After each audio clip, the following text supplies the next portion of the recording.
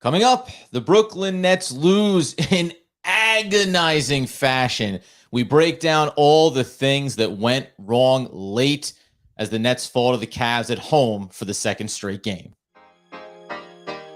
You are Locked On Nets, your daily Brooklyn Nets podcast. Part of the Locked On Podcast Network, your team every day.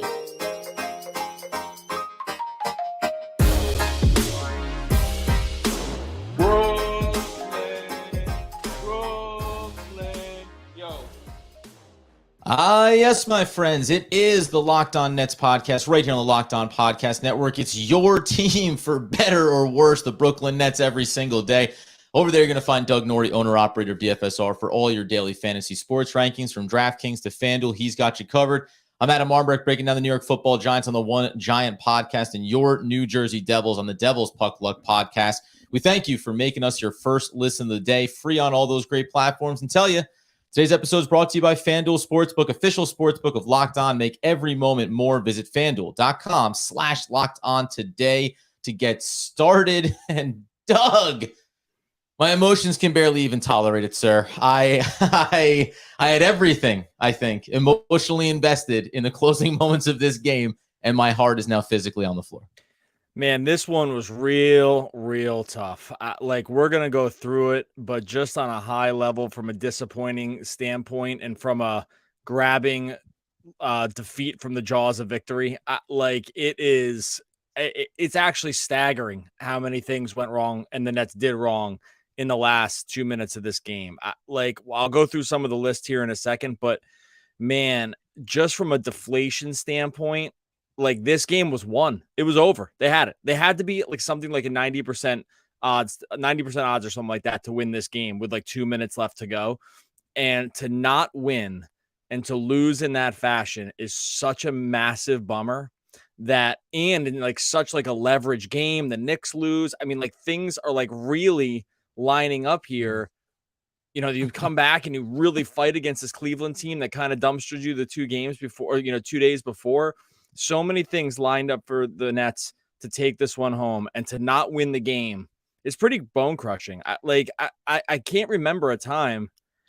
I mean, I'm sure we have there Katie Foot on the line. I don't know. It's not at that level, obviously, but the feels like it in the moment, in the moment of just staring there, shoulders slumped when, I mean, everything that could go wrong does go wrong in the final few minutes. It's this one really stings.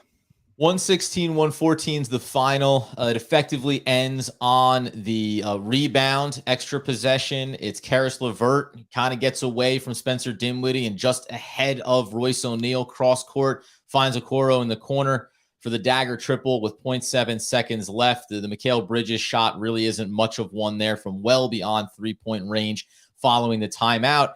And you said it, man. You know, we outlined these 3 games, 2 against Cleveland and the upcoming matchup against Miami, as really being season-defining games. And it's kind of hard, and you mentioned it there. The Knicks lose to the Orlando Magic earlier tonight. It really set up for everything to go the way of Brooklyn with the way they were playing in this game.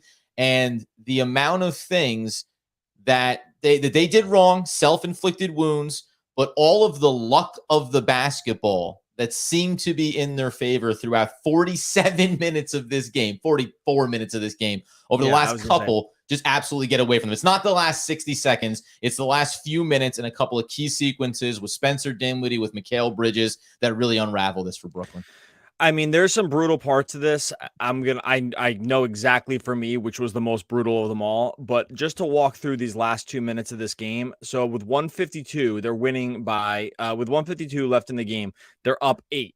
At that point, you're you're up 8 with under 2 minutes to go. You're feeling very, very good. Okay. LeVert hits a couple free throws. From here on in, it was a B+, bad plus terrible. It was so bad. It was so bad. Bridges gets a turnover. Okay, whatever. They come back down. LeVert hits a shot. Then with 50 seconds left to go, Dinwiddie drives the lane. Claxton's back cutting baseline, and he just misses him. He misses him. It kind of runs a little behind him. That would have sealed the game. If the ball lands in Claxton's hands right there. He dunks it because he's basically free running to the basket. Garland steals. They're going back the other way. Mitchell makes a 2-pointer, and then Dinwiddie actually comes back. They're up 4 with 29, and here's where this is the most egregious part. So Mitchell hits a shot with 24 seconds left. It's actually a little under. Like the shot clock is off at this point, right? Nets are up 2. Cavs have a foul to give. The comedy of errors here that go wrong is so bad. For starters, they have a timeout. I'm pretty sure. They have a timeout. They don't take the timeout. Yeah, because they use it to advance the ball in the closing moments to have that final shot. Sorry, they definitely did have a time. Yeah, my bad. They did have a timeout because they used the timeout in the last sequence. They have a timeout. They don't use it. The Cavs have a foul to give. They don't even have to give the foul because Dinwiddie comes over the line, throws it to DFS, who barely keeps the ball in bounds, who kind of like hero throws it back to Bridges in the lane, and the ball gets turned over. To not even get to the foul line, the game's won. It's over. Like they're up 2 with no time left. The Cavs have to foul. The Cavs don't even have to use their take foul to give the game away there, not call a timeout, to not secure the ball, to not forget all the other stuff that happens after that, which is also horrible. But that sequence right there is so egregious that turned out that way. It's like laughable. I don't know, man. I mean, do you agree with me? Maybe you see the LeVert bounce and the Okoro wide open 3. I'm not sure. The reason I'm mad about that other sequence is because it's like actually fundamentals. It's like you could call timeout. You don't have to save a timeout for anything at that point. You're winning by 2. Like I just don't get it, man. No, and it's funny. It's not funny. It's always the wrong word, but that seems to be the one I default to a lot of times with these. Earlier in the fourth quarter, there's a sequence where the Nets are inbounding from underneath their own basket, and it's a slow roll, I think, from Mikal to Spencer, and he picks it up, and he kind of sets himself up to see how he's going to try to break down the defender 3/4 court from his own end. And Jock Vaughn jumps in and takes a timeout because it just doesn't look like this thing is fundamentally going to get off to a good start. And to that point around these closing sequences where you just feel like, man, Vaughn's been so good taking preemptive timeouts, and we've seen this team.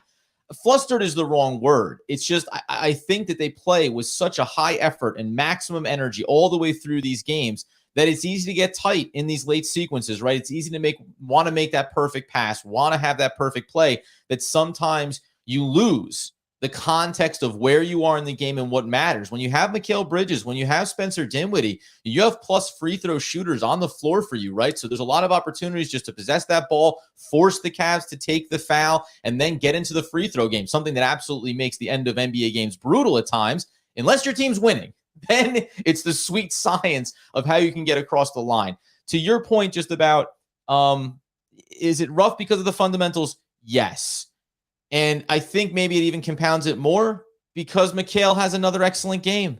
Like he lifts this team up for big chunks of it. And then in the fourth quarter, it's actually everybody else playing their roles here. Well, we'll talk about some of the supporting cast later on, but Spencer Dinwiddie was having another one of those ultra effective, efficient, smart basketball games. So maybe it does make it more brutal because they end up breaking down in these key moments. I'm trying desperately to not circle those moments and say this diminishes everything else that these guys did in this game, because so much of it was great. It was all great until that last key sequence. And frankly, I will say, if you want to put it in the context of you did everything right in terms of it wasn't Donovan Mitchell, it wasn't Garland, it wasn't Karis LeVert, Jared Allen, but whoever, anybody in this closing sequences, it's a Okoro. And I think you would agree that, hey, as long as it's not the superstar that daggers you, you usually can live with the somebody else beating you. In that sense, I take a little bit of solace in it. But again, it doesn't diminish. We said this before we started, dude. I'm rambling here on this because I was absolutely brutalized by this loss. I'm brutalized by it. I actually don't. The thing with the Okoro thing is that they gave them so many bites at the apple. It was going to be somebody. It was going to be somebody. Too. Like Mitchell going to the line. I mean, frankly, they got lucky. Mitchell just didn't tie the game right there. Mitchell just they got unlucky. It would have been better if he had made it. At least would have had more time. The game would have been tied. It's so sick. It's just so sick. So in a second, we'll talk a little bit about things. There were a lot of things that did go right in this game. I'm still feeling the sting of just these final 2 minutes. We'll talk about where this game leaves the Nets going into the weekend against Miami. We'll get all into that next.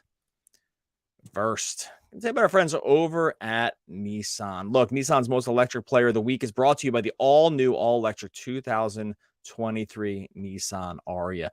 This one is actually pretty easy for me, and this game would stand out even more for the Nissan electric player of the week. That's got to be Spencer Dinwiddie. My man has been an on one for the last few games here. He's got double-digit assists in 6 of the last 7 games. He dropped 25 tonight. Yeah, there was a few mistakes at the end. We're not going to totally kill him for it. He was carrying the team basically the entire time. Electric, brilliantly fierce, fiercely elegant, stunningly powerful. Just some of the things that describe Spencer Dinwiddie's play lately, and the 2023 Nissan Aria, which packs pin-to-your-seat power and premium intelligence all in one EV. The all-new, all-electric 2023 Nissan Aria, the EV for people who love to drive. Shop now at nissanusa.com.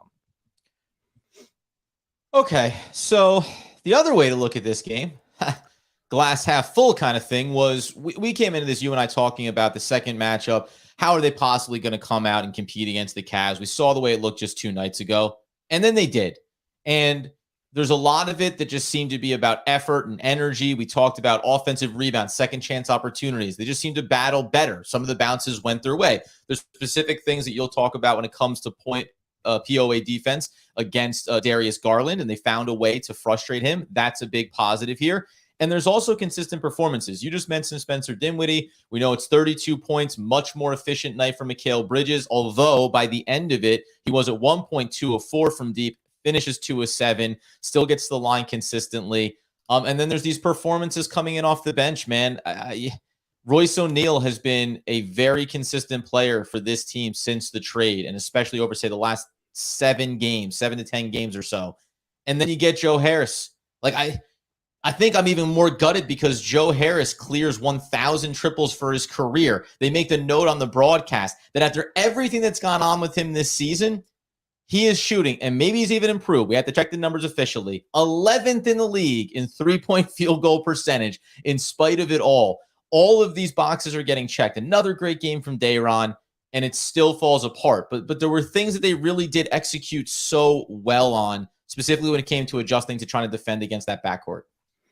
Yeah, so they held up much better on switches, especially after the first quarter. Claxton especially got a Garland assignment that they kept wanting to get Claxton with switches on the Garland. He completely clamped them. Like, it was really an actually stunning display. And it's the other reason that the loss hurts here, because you actually got excellent games from Bridges and Dinwiddie, and then defensively, they were up to the task mostly, especially after looking like they were struggling, especially in the first quarter, coming off of essentially struggling for 3 straight quarters against the guard play. Mitchell kind of got his, but for Garland to go 3 for 6, this is the other thing that's so brutal, is that Garland actually goes 4 for 16 from the field, and specifically because they made his life very, very difficult on the defensive end with some of these guys who wouldn't allow him to start operating the lane. He wasn't able to seal off the back defender. They stayed level, and basically on these switches, like he really, really had a difficult time to get that kind of game defensively against a guy who's, among the very best guards in the whole entire league. This is another thing that stings, is like, you actually did it. You held up. You held up on the part that is sometimes the hardest for them. They have 2 key areas of weakness, which is 2 pretty big ones. They don't have really strong dynamic guard defensive play, and they struggle letting opponents get on the glass. It was still kind of a problem with the latter, but the former, they kind of held it down. And like I said, Claxton specifically with these switches, and just to give it back going the other way is really tough. So I do like what they did. I was kind of into what they were doing on both ends of the court. Obviously, we're going to talk about Dinwiddie too, but to get schematically kind of what you wanted to have happen here against the guards is another rough one. So it's just kind of a cavalcade of, look, I mean, Cleveland's a really good team. Like, they played this team really strong. They had the game won. The game was won. That was it. The game was won. They beat Cleveland, and then they simply handed it back to them. And it's funny, man. Let's talk about Spencer Dinwiddie here, because I want to bring up someone who's in the starting lineup, Dorian Finney-Smith, in the next segment. We're going to talk about what this looks like now as far as the standings go. And there's some perceptual things that I think are interesting to discuss about this team. You mentioned Spencer Dinwiddie. I don't want to go too high level on this thing, But the way that he's performed in recent games for this team, we talk about how he's not like your pure traditional point guard, but he's molded himself into the guy that's facilitating the crap out of this offense, right? And it did make me think, and I thought this before the game, and in some ways because they lost, it still makes it easier to make this case now. You know, we talk about where his contract's going to be next year and why you need the pure, whatever, blah, blah. He should be a part of this team going forward. You know, like it's really hard to look at the way that he's performing and think, hey, if we do get another real pure point guard onto this roster where Spencer Dinwiddie can be doing the both and for us when called upon, can facilitate, and then when he gets to settle back into an off-ball role, he can obviously thrive in that. I got to take a step back and just think that Spencer Dinwiddie and maybe an extension that doesn't look quite like $20 million as it stands right now actually makes a lot of sense for Brooklyn. I'm not making the case off of this game or any one individual game. He has his bad ones. He argues with the refs like a lot of guys do, but he's been playing a complete game for this team. It's one of the bright spots in spite of wins or losses. He is playing some of the best basketball that I've seen from him as an NBA player. Yeah, man. I mean, this was probably maybe his best game. Like, he was so good. 42 minutes. He was +9. He was +20 at one point. He was +20 until like the last 2 minutes or something like that. Like he was just really torching them. And like, he was able to get into the lane at will. He scored at 3 levels in this game. He actually was able to facilitate some rim runs with actually the timing finally was looking pretty pinpoint from him, which has been something of a struggle at times, or it's kind of been hit or miss. I wouldn't call it a struggle. Basically been hit or miss, which is a shame too, that like the last few minutes for him were bad because like the rest of it was so good. Like he played 42 minutes. The final 2 were rough. The other 40 were amazing. Yeah. And yeah, he's really kind of molded himself into like this on ball kind of guy. Like, again, I wouldn't want to probably have him be my point guard of the future, but I hate to like sort of like damn with faint praise because it's really doesn't do him justice. He's been their best player probably. And he definitely was their best player over these last couple games for sure. Just because he's been able to expand his game. So among the litany of things that you look at this game and say, oh man, another wasted kind of performance here. His game was like really you couldn't ask for more. Like, how can he play better? Like how can he play better than he did in this game? It's probably impossible. I mean, for him, like I'm being serious. It's probably his best game.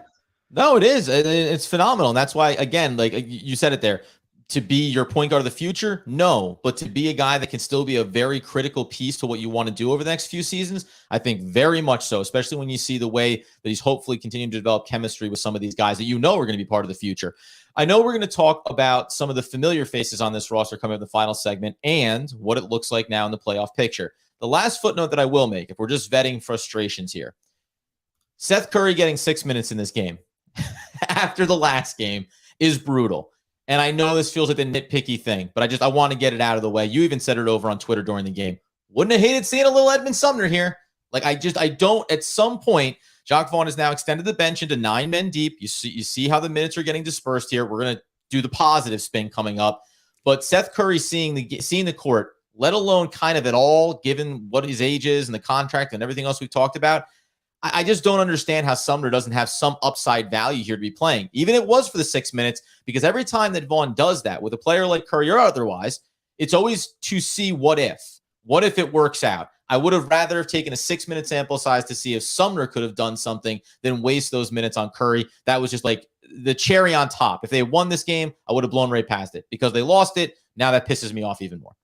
Yeah, I just wanted to see Sumner because I thought he would, like, defensively, that would have been like that probably could have worked okay in tandem against like the two guards, because essentially defensively, like, they have Bridges on Mitchell, which is kind of not what you want all the time. And so and actually to start that, I'm pretty sure they had Dinwiddie on Mobley. I think that he was not guarding Garland. Like, he started on I'm pretty sure he started one of the bigs for like at least the first quarter. So like, yeah, I thought this would have been a good spot for him. I thought that, with 2 really dynamic guards, like this is the spot to bring in Sumner. It's clearly not, something that they want to do, but I thought of any game, this would have been the place to kind of bring him out.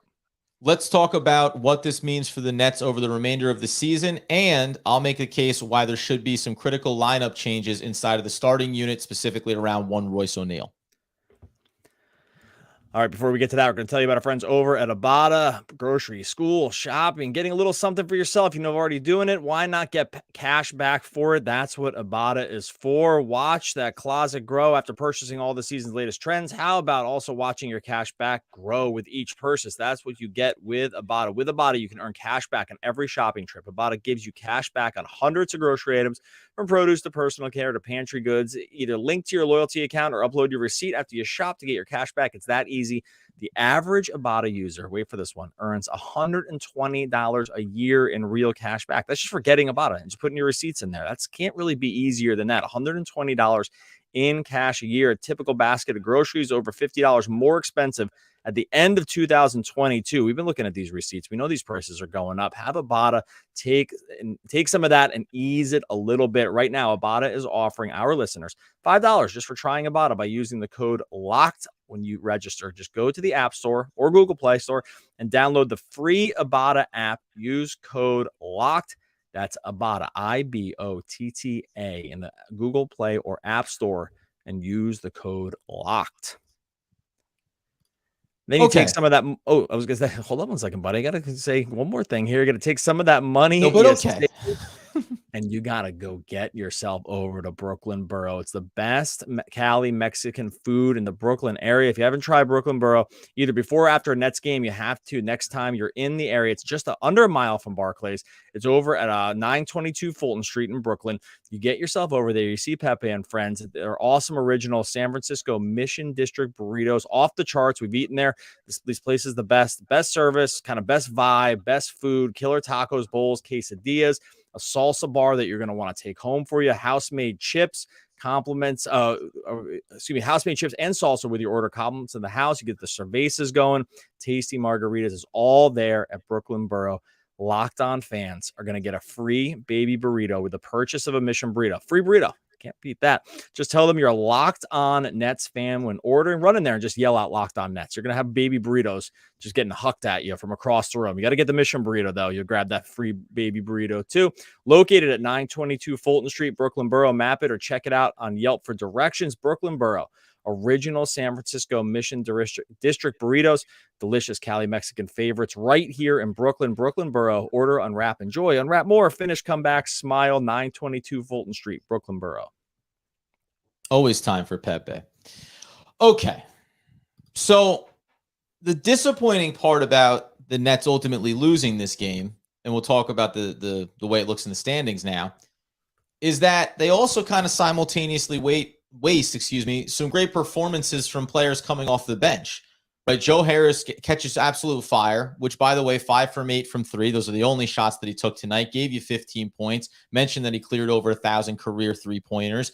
Since the trade, they've moved him back, obviously now coming off the bench, but into the role that he has been built to do as an NBA player. Find space, spot up, knock down threes. That's all you ask him to do. Stop asking him to do more. Watanabe, some energy minutes there for him. Plus 12. Whenever it matters, we always like to use those. Plus 12 in his 13 minutes on the floor. And Day'Ron Sharpe, in spite of what the stat line looks like, 3 of 5 in 14 minutes and 3 rebounds, but 2 assists, 2 blocks, including that really just well-timed coming across the paint, pin that one against the glass. I think that everything you got, and then I want to get to Royce here, but on those guys, you got everything that you want from them in their minute shares. And they actually gave Jacque Vaughn some flexibility because Joe Harris ends up playing 23 minutes in this game, 30 minutes for Royce O'Neal. So as things are not happening for 2 guys in the starting lineup, Dorian Finney-Smith and Cam Johnson, who is, frankly, Cam Johnson looks borderline lost out there at times over these last couple of games. You don't get the reward of having them come through and actually get the win here, right? Because these were great performances off the bench, 4 men deep. If you exclude Curry here, Vaughn clearly has extended that rotation. Yeah, I mean, Harris 5 for 8 from 3. You mentioned the sharp block on Mobley that looked like he blocked it like back into his sternum. Looked like the ball was going to enter his body. Like it was such a fantastic block on Mobley. Look, the thing about this game is that all of the superlatives around these guys are correct. As a team, the Nets played like one of their best games of the year. It was just that they just played their absolute worst in a 2-minute stretch. I mean, that really, I hate to like just bring it all back to the beginning here, but like all the role players, yeah, Harris was great. Like hit some what you thought were dagger threes, like near the end, right? I said it once I mean, on social. It's a dagger three. O'Neal had one of the best passes that you'll see. Like it was like sort of end of the shot clock, whip across. He like bypassed the above the break guy, who I think was Bridges, to go cross court to Harris for the wide open three. And I'm like, this game's a wrap, baby. Like, turned his back to the basket and just gave the 3 down sign walking away. Like, so all these things like kind of like coalesce into one excellent sort of game. So this is what I mean. Like, it's so hilarious. Like we go through the breakdown of this game, and really to a man, the guys who got to play outside of probably Cam, like they really were up to the task. And like you said, it's definitely the bench. It's just that they saved the worst for last. And like when you do that, there's again, we've talked about this many times. This Nets team has no margin for error. They're not talented. Like it's the same thing applies at last game. They don't have, the other team has the 2 best players on the court, and maybe 3, depending on where you think Mobley is compared to Bridges. Like, but I'll just give Bridges the benefit of the doubt and say that, but minimum, they have the 2 best players. The other team has the 2 best players on the court. You cannot make any mistakes to win these games. Like, you can't have anything go wrong. For 46 minutes, the Nets did that.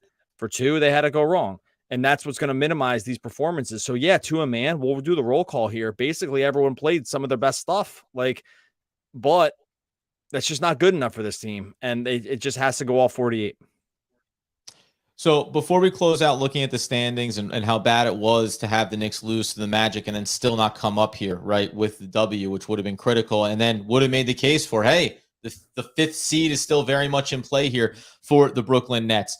Clearly, when you look at the minutes, obviously I mentioned Cam Johnson, bad game for him, only 22. Dorian Finney-Smith, only 22 as well. I'm comfortable with saying, like, it just makes more sense to put Royce O'Neal into this starting rotation at this point. I know that Dorian Finney-Smith has defensive value, he has the length, and we saw some sequences even tonight where it matters. But he has not, since becoming a Brooklyn Net, shown any level of shooting consistency that you can rely on. And when you look at Royce O'Neal, and maybe it is because he's coming off the bench, but remember, this is a guy that was in the starting unit when it was the pre-trade iteration of this team. He's playing incredibly consistent basketball. He's playing over 20 minutes for the most part every single night, sometimes into the 30s. But he's knocking down 4 of 8, 4 of 9, 2 of 4, 2 of 6. The beyond the arc stuff it comes and goes, but Finney-Smith has been an absolute zero there. And frankly, the other big spot is the rebounds. Like, I don't know if you noticed this, Doug, but you go back over. Remember, by the way, Brooklyn Nets had 5 wins in a row before they had these now 5 losses in a row. His rebound numbers go 8, 8. He's got a 3 in there, a couple of 5, 6, 15, 11. Like, it's just Royce O'Neal, for whatever he is not in size, he's everything else in execution. And I'm just seeing better basketball from him right now. If you're thinking about trying to win ball games down the stretch here, I probably just make that switch because it doesn't really change a lot. I think it puts a more consistent player in the starting rotation now. And then Dorian Finney-Smith still gives you defense and length in that second unit. And he's basically the backup point guard at this point, too. Like, I didn't even mention that. Yeah, he's also becoming kind of the key ball handler here. Like, you don't think of him like that, but like, who would you call the backup point guard? It's basically him. Like, yep. He's basically this, which is pretty sad. But like, it's not again. That's nothing against him. It's just a weirdly a valiant effort for a guy that has no business being asked to do that. Yeah, but he's basically the secondary ball handler. Like, and when if they're not going to play Cam Thomas, not going to play Sumner, like these other guys aren't going to play. He does get like sort of like across the line ball handling duties, and then they just run they run sort of DHO stuff from there. But like, yeah, no, I agree. I probably would have to make this switch too. I mean, like, you've seen DFS's minutes sort of just kind of start to crater if he can't make. I will say, if he can't make threes, he can't be out there. The team doesn't have, DFS playing with like Luka is like fine. Like, you have to great hit a wide open 3 every once in a while and just go cover defensively for like one of the top 3 best offensive engines in basketball. Because the Nets don't have that guy, it is actually kind of a massive liability for him to be there because he's basically a 0 on offense. And like, that's fine. Like, you play with Luka, or you play, if you did you'd be like a great compliment to like Luka and Kyrie right now. Right. But like any of the top 15, 20 guys in the league play with, one of those guys. Exactly. Like, you play in one of those teams where you have 1 or 2, like really sort of like, is that like offensive engine kind of guys, then yeah, like he has a nice role on the team. But this team, it's just this team doesn't have that. So at that point, he becomes a huge liability. And if he's not going to, he hasn't made more than 1-3 in a game since for 2 weeks or something like that. Right. So, you know how I know that? I lost like an 8-leg parlay because of him not being able to hit 2 threes in the game. That's good. And that's all I need to hear. That's all I need to hear. Get him out. Get him out. Get him out. You ruined my night. Get him out. You don't harm a hair on my buddy Adam's bankroll. I'll tell you that, pal. Come to your throats.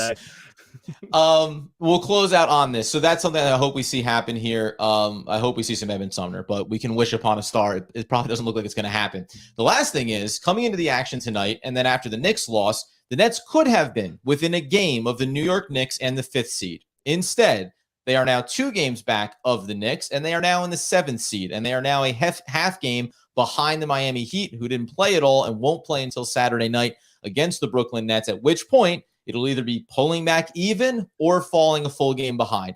We set up these 3 games as being the ones that would tell the tale of the season.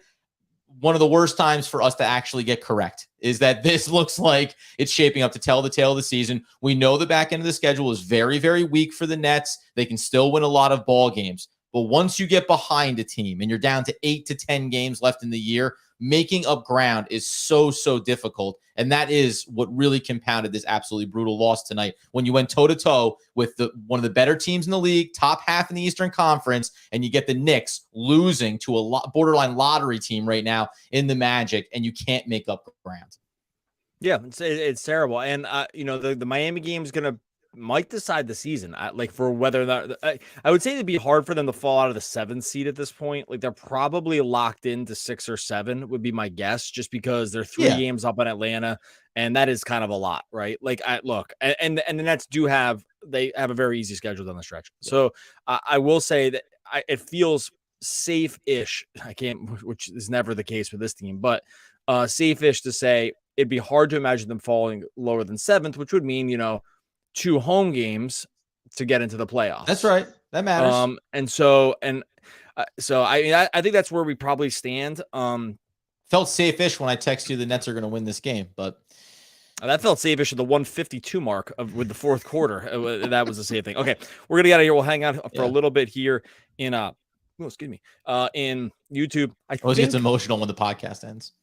Oh yeah, I mean, I'm thinking about like lining up the rest of the podcast schedule and starting to really get into my feels. I think I'm pretty sure we'll come Saturday night after this Miami game. Was my guess. One of us will do a podcast like live after that game. So that's my guess and kind of how that's going to roll. So make sure you subscribe to YouTube to get notifications when we go live as we close out this Nets season. Hopefully make a run to the playoffs. Subscribe to Locked On Nets over on YouTube. Dry land is not a myth. I've seen it. Kevin Costner, Waterworld. I don't know what the big fuss is about. I saw it 9 times. It rules. That's Chip Douglas from The Cable Guy. Oh, one of the all-time great poets. We R.I.P. I think from that movie. We will be back again tomorrow, or no, Saturday, talking more Brooklyn Nets basketball. End of the official podcast. Welcome into the room, man. Listen, up over 100 people in the live room right now, which is a great sign after a loss. Probably not a great sign that a lot of the commentary is going to be how brutal this was and things that they didn't like. I think Jock Vaughn caught a little bit of heat around this one too. Although we said the minutes there around certain players, he got away from the guys that weren't performing. The Cam Johnson. I do think he should take heat for those final sequences. Like, I'll go back to, if you're just jumping into the podcast now, I'll just go back to reiterate something that we said at the very top, which was not calling a timeout with 23.9 seconds left to go in the game when the Cavs had a foul to give, and you can kind of just control it. You get it up over the line. You're not forced to go through this like press, like not calling a timeout there, resetting things, getting the ball into Dinwiddie's hand where they just have to foul you. Is egregious. It's egregious. Yep. Like, it's just such a bad mistake. Hey, Block coming in with it. Here's hoping that we used all of our bad luck, so we'll surely win the Heat game. The only problem is, like I said, they got a lot of good breaks in this game. It's just that was maybe that was. I don't think this game was unlucky. This game wasn't unlucky for the Nets. That's what I mean. I don't think you can call this like a bad luck loss. There's bad luck losses for sure. I never. These are self-inflicted. Yeah, I never thought at any point that this was a bad luck loss. I thought they did most of this themselves. If anything, like I said, they got lucky at times, like when Mitchell misses the free throw and stuff like that. that you get Okoro to take the last shot. Like, that's kind of lucky. I don't know. He made it, but he's like the worst shooter by far. Cam Johnson's $20 million a season extension is looking more like $18 million. It's only cost you $2. So guess what, Cam Johnson? Only cost you $2 million on the books. 10% ding for the play lately. I will across 8 more games. He could find himself being more like an $8 million player if this is the the numbers we're talking about. We're going to talk about this a lot in the offseason. This has come up multiple times now, but like it'll be fascinating to see see where they kind of land on him, because it's weird with him. Like, on the one hand, he has attributes of a player that you really would like, right? His length, he can shoot threes historically. It's not really going down now, but I don't want to. I actually wouldn't make too many judgments personally on the like the recent 3-point shooting that can be lumpy. Like, I don't. We've seen guys go through stretches like this. I actually, that part is like not too alarming to me. I'm just like not sure the game is complete enough. I'll even give him that he's running bad from 3. Like that's fine. That can happen. Like, it just is. It is the way it is. I'm just actually not sure the game's complete enough for him. I do wonder ultimately what his friendship with Bridges will mean for re-signing. Like, they are on record as being like absolute best friends. So I wonder if that will play into it. That's not a dig. I'm all for keeping your best players happy too. But it'll be fascinating to see what happens with this contract. It's like really hard to justify a massive extension on him with the recent play, but I don't know. We'll see. It's interesting that my interesting thing is like coming over from obviously Phoenix and playing with, with guys like CP3, and you feel like, okay, if the quality of play around him is elevated, so what are the Nets' intentions in the offseason, right? You're going to bring in a pure point guard. So again, the contract may not look as good as you'd like it to be, or you may not think he's totally worth it, but a better version of this team where he gets to plug more into his ideal role, which frankly, to me, is essentially being like a Joe Harris, but with defense, right? Like, you want to be shooting the triple, you want to be able to pick up defensive assignments, and he can do other things offensively. But this last little run for him, he does seem out of sorts, where there was a sequence in the fourth quarter where he got the ball in the middle, on the elbow essentially, and he just kind of took a couple of dribbles and was like, get this thing out of my hand. So there seems to be like maybe a little bit of a confidence shake there for him right now. But to your point, for the offseason, we'll break that down a little bit more. What else you got up? And by the way, like too, he's not like, again, this gets screwed up with a couple of these guys because Bridges is like this too. You get a little thrown off. Like, they're not exactly like spring chickens. Like, Cam Johnson is what, 28 next year? No, like 26. He's 26.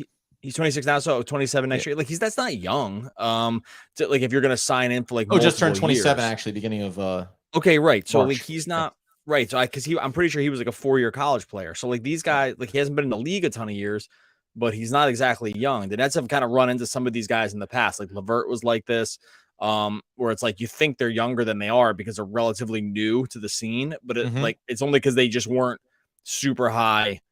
Even Dinwiddie was like lottery that picks because he couldn't crack Detroit and whatever and blah, blah, blah. And then he shows up in Brooklyn. Like, Dinwiddie's 30 now, and you've only really known his name, for 5 seasons in the league. This is where they've run into these guys because like they weren't high lottery picks. They didn't come out early. They kind of did all 4 years. And so anyway, so I don't know. We'll have multiple episodes about Cam Johnson, I'm sure. What do we have up here? We've got, so I asked this question before about being in the play-in or even dropping out. I think there's a possibility the Nets won't even make the play-in. I don't. Nah, they're going to make the play. Doug just said it. It's really hard to look at where they are in the standings and think that, you said they have games up on Atlanta, but even going down to the 10th seed, you're talking about, there's no way. Not even that. You got to look one step lower than that. You got to go one step to the Pacers. They're 6 games up in the They're 6 games up in the loss column on the Pacers with like 9 to go. Like, there's just no way. They're going to play in at least one of these playing games, and I think very likely they're going to play in the 7 seed game. So there's no. It'd be like, I'll be famous last words because I would have said this about the last 2 minutes of this game. It's almost mathematically impossible for them to drop. They'd have to lose every game from here on in. And actually, even then, I'm not positive they would miss it because the Pacers would have to win a bunch. Well, and by the way, too, like, and even just on that note, it's like, it's funny how it works, right? Because now the Nets have lost 5 in a row, and it's been a brutal stretch, and that's absolutely, it's rough. Like, there's no two ways around it.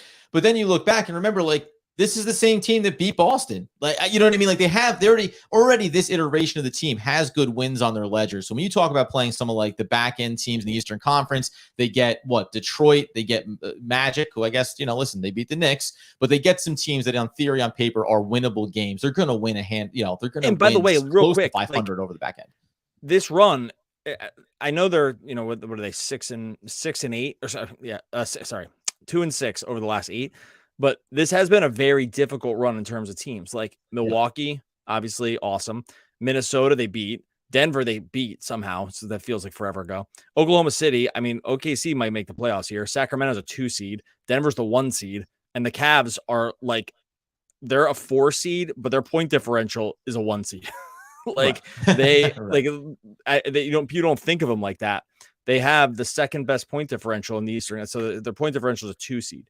So like, and it's actually, geez, I didn't realize this. The second best point differential in the NBA this year. So like basically like a 1 or a 2 seed, the Cavs, and they're labeled a 4. Like this has been a really hard stretch. This is probably in terms of overall opposing talent, probably their most difficult stretch of the year. Yeah, it didn't go well, but it's not like they were playing bottom feeders here.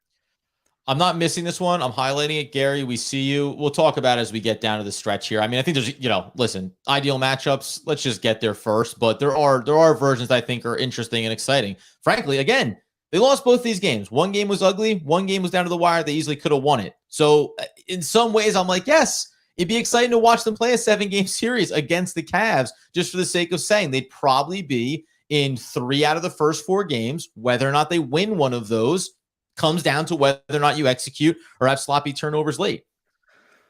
I mean, right now they would play Atlanta in the first playing game if it ended now. And it's like win 1 to advance. So I don't know. I actually feel okay about that matchup against Atlanta about like advancing.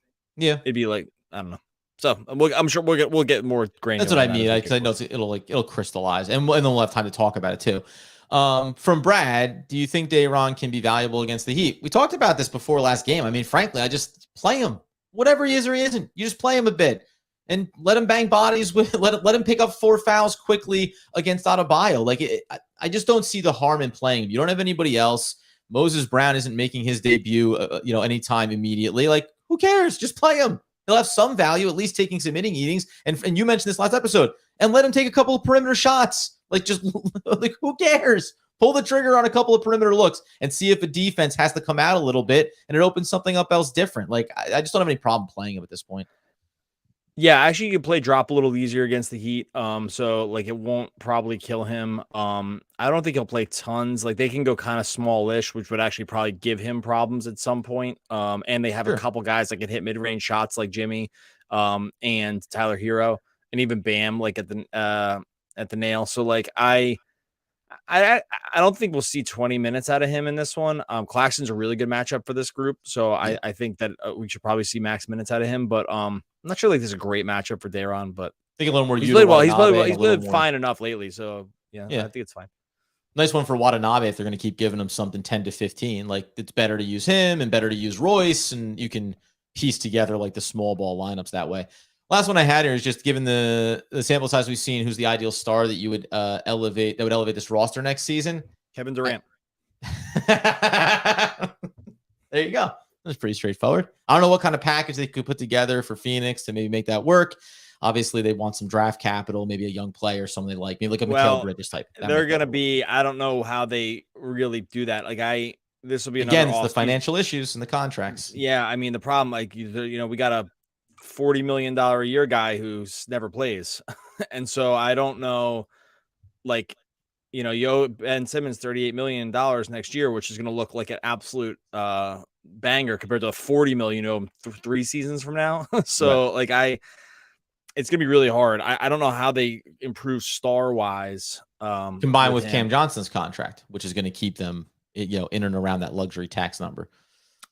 Yeah, like, Jaylen Brown's going to be an interesting situation. The Nets aren't going to have the cap. They aren't going to have the space to do it. But, like, if he doesn't make all NBA this year, like, he actually can't max. And then I wonder, like, where Boston sees him. He'd be a nice fit. He actually would be a nice fit in this team, I think. But I don't think the Nets don't have the space to do it. The Simmons thing is just such an albatross. Like, it's again, somehow Ben Simmons, like a total luck box, is getting out of like people talking about this near the end of the season because he's just like not playing. Like, so it's kind of just been an afterthought. Yeah. He makes $39 million a year. He's like a zero. I get it's injury, whatever. This is not a personal attack on Ben Simmons. It's very clear here. He makes $39 million a year. He doesn't play. It's like the worst thing you can have happen to your team is like have the guy that makes the most money not play. And when he does play terrible. Like it's actually frankly amazing. It's frankly amazing. And it's very on brand with the rest of this Nets season with all these like storylines that we somehow just kind of like push away. But that's easily the biggest story of the Nets season. This guy makes $39 million a year and hasn't played in months. He's not going to play. He's not coming back this season. That's clear. And they're just kind of stuck with his contract. And somehow we never talk about it because everyone's just kind of everyone's just totally written him off. Like it's over. Oh yeah, like why bother talking about it? It doesn't matter anymore, right? Like that's what I mean. How little it's like amazing. It's amazing. It's amazing. Yeah, to that extent, I think what'll be maybe, and this again is off-season stuff, but it'll be more interesting for me is what happens if the Nets are looking for value adds here. We talk about packaging up picks to go target somebody. Like, I think some of the writing on the wall here is like next year is not going to be the year that the Nets go to acquire player X or player Y. I think it's going to be still a lot more sorting things out, a lot more of hoping that this team is a playoff caliber team with some tweaks to the roster and some adjustments and getting Curry off the books and maybe moving Harris, whatever, you know what I mean? Like marginal moves. They're going to try to be a competitive team that has a lot of draft capital for years to come, and they're going to wait for maybe the ideal spot to pull the trigger. If I asked you real quick here, how many games has Ben Simmons played for the Brooklyn Nets this year? Yeah. 33. 42 games played. Yeah, I knew it was going to be higher. The thing was, it's so funny about him. He played a lot, but like his minutes are so low. Like he has a bunch of like check the box played in the games, but never. I mean, the better question is like how many times did he eclipse 30 minutes this year in a game? I mean, 4. Like it was. Well, that's just funny. So he averages 26 on the season, but to your point, plus 31s. I'll just do this in the background while you say goodbye to everybody. We'll start to wrap this thing up. I got it. It's 10. No, it's no. He actually played a lot in the beginning of the year. 9, 10, 11, 14. Yeah, 14. Yeah, 12, 13, 14. Yeah. But maybe even 15. But to your point, that came in. So he had 30 plus minutes in games. In the first month, he did that 4 times. In the second month of the season, he did it another 4 times. 6 times in the second month of the season. So 10 times in the first 2 months of the season, he played 30 plus minutes. After that is where it just can completely start to dumpster in the wrong direction.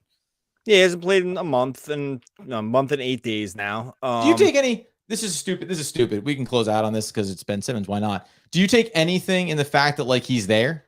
Like he's there with the team. Like just and I mean that from like an organizational perspective as well. Is like they haven't written him off. They've written him maybe off for this season, but they're not done trying to figure this thing out or trying to make it work. Or maybe Ben Simmons isn't checked out either because, you know, why bother coming? Why bother being around the team if you're not going to play and it's not going to make a difference? Like, just go enjoy yourself for the remainder of the season. Yeah, no, I think they've kind of written him off. Like, there's no. I mean, just listen to these press conferences where Jacques Vaughn gets asked about it. There's no positivity around it. It's kind of like it's a burden it's like Nash went through this last year. Yeah. Nash went through this last year when he was like, he was going to play. Nobody knew. Like nobody. It's like it doesn't seem like Vaughn even knows because they showed his press conference before the game and he was like, no news. I don't know. Like it was just, it's very similar to what happened with Nash last year, which gives me the impression that they don't really know. There might be frustration. It's just always just soreness. Mm-hmm. He's probably hurt. Whatever. I'm sure he is. And that it need not be whether or not he's hurt or not, but just that hey, this didn't work out. And that like, it's fair just to be like, hey, this didn't work out the way we hoped. And we kind of don't care if you're going to get healthy at some point. Like we're just done. We like to be done with this. There's just ways that you talk about this stuff when you feel really good about a situation and it's like bad luck for a guy. As opposed to like, you're just like think about like Vaughn just usually gives like really thoughtful in-depth answers. And with this, he just gives, it's like 2-word answers. Like, I don't know. There's no update. Like it's just not in line with how he answers other stuff. And I don't know. I don't want to like read every freaking tea leaf, but it's true. This is like but the thing is, here's the thing. we said this even before. We said this before the season, and I still think I stand by this. Is like, what NBA players have you like heard come to like Ben Simmons' defense around anything ever? Like, Yeah. I know the Sixers threw him under the bus. That was not fair. What Doc did. They don't look terrible now for other stuff later, but like, Right. they didn't really treat that situation very well.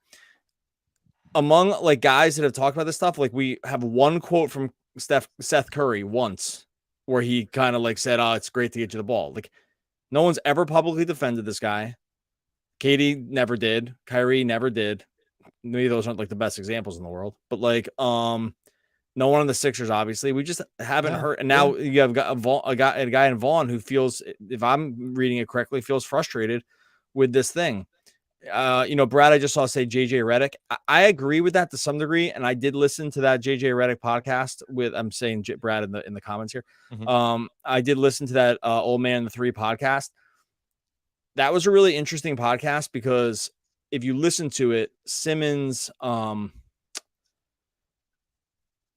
it's weird. Like the way he answered questions, you would have thought that he never did anything wrong. He's the greatest basketball player in the world. I get you have to like talk about this way about yourself, but like there has to be some admission that like your game hasn't grown in some ways and like you haven't like done certain things better. Like there's never been any of that admission by him along the way. And so I don't know. I came away listening for that JJ podcast being like, those were like really interesting answers. Like doesn't sound like a guy that could understand why people might be. It did not sound like a reflective guy. It did not sound like a reflective guy around like what maybe some things you could get better at or some things that went wrong. I don't know. Yeah. Maybe that's me back running this thing a little bit, but no, that's fair. I knew I felt it at the time.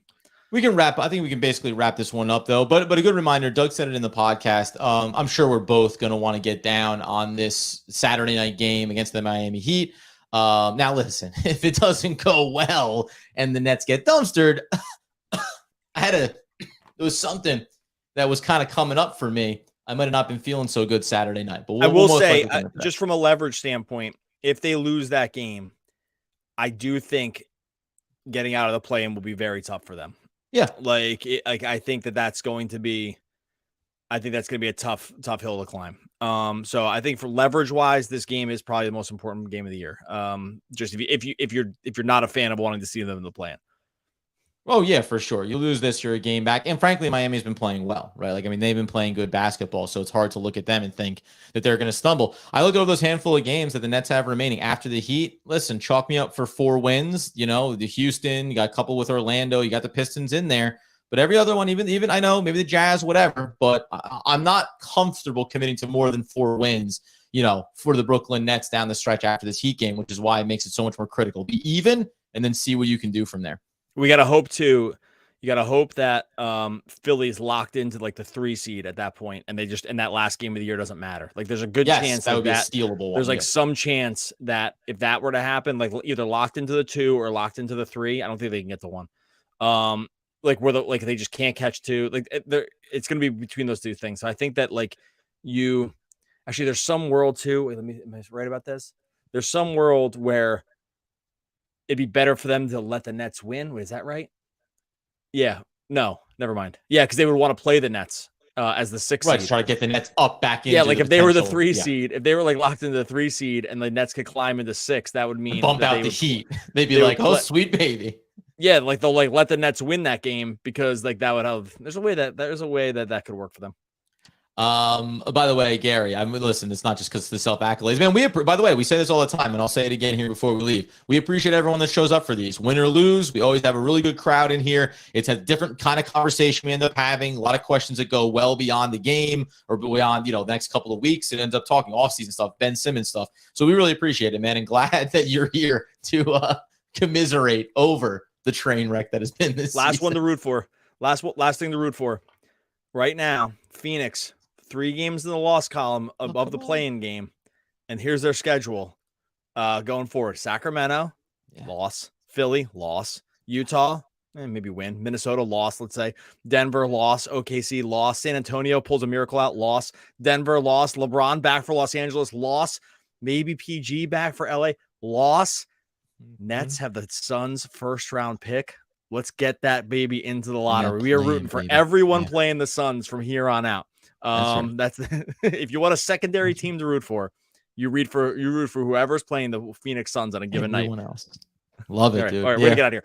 Much appreciated. Thanks for everyone for hanging out. We will be back hopefully Saturday at worst Sunday talking more Brooklyn Nets basketball.